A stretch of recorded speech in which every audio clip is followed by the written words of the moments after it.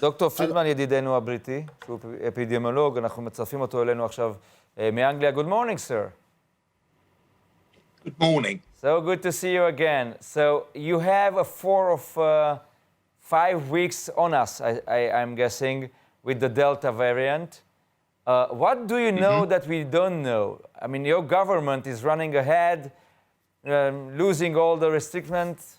Why? How come?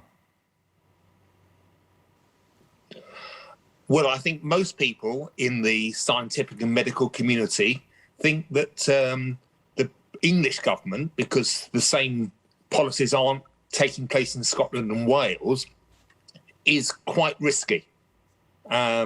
We are seeing very large increases in the number of cases, and that's before all of the legal restrictions on COVID end on July the 19th, next Monday. And so we would anticipate that the number of cases per day will increase even further, and even the government is accepting that it will rise above 100,000 cases a day. So this is quite a risky undertaking based on It's the second time in 1.5 years that your government and your prime minister is you know, he picks the the risky way.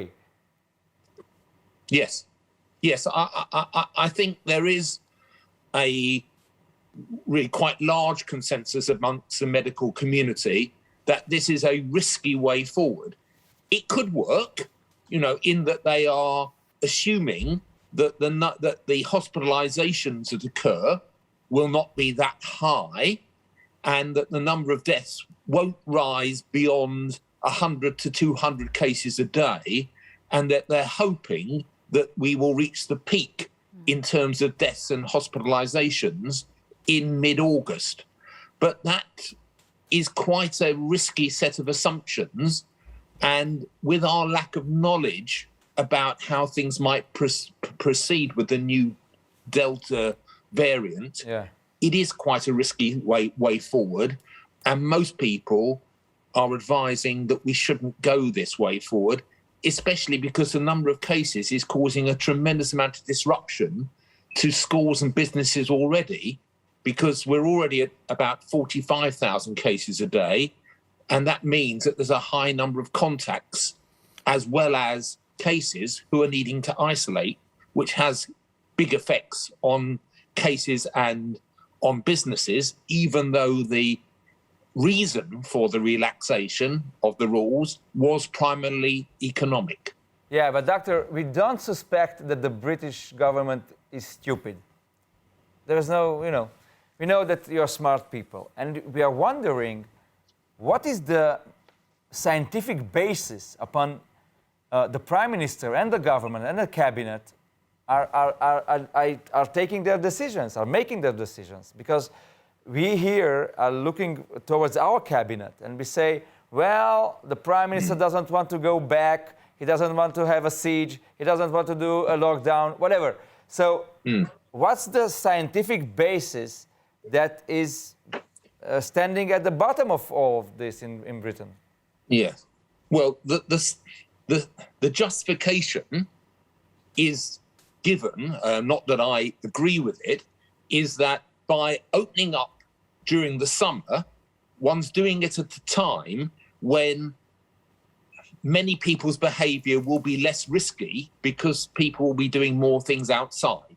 And clearly that is a factor which will help in terms of what the size of the exit wave will be when one inevitably does start reducing some of the curbs caused by COVID.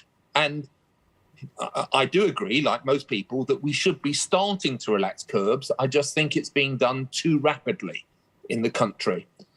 The other factor that they're hoping is that they are presuming that the protective effect of the vaccination will be at the upper end of estimates rather than the lower end of estimates.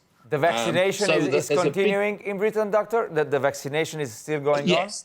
So it is. So at the moment, we have 2/3 of adults who have been doubly vaccinated, and about 87% have had one vaccination. Yeah.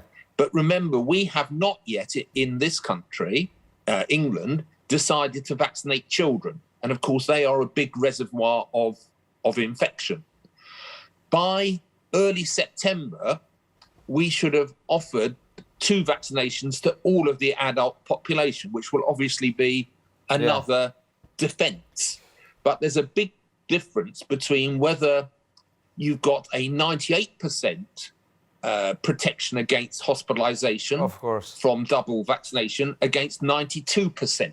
It doesn't sound much, but that difference actually makes a great deal of difference in terms of the modelling and the ultimate number of cases which get to the hospital. Okay, Dr. Alice Friedman, we're going to thank you right now, and we are going to ask you to join us next week because we want to see and hear what's happening in England. Success and good luck with the new plan. Thank you very much. With the new plan.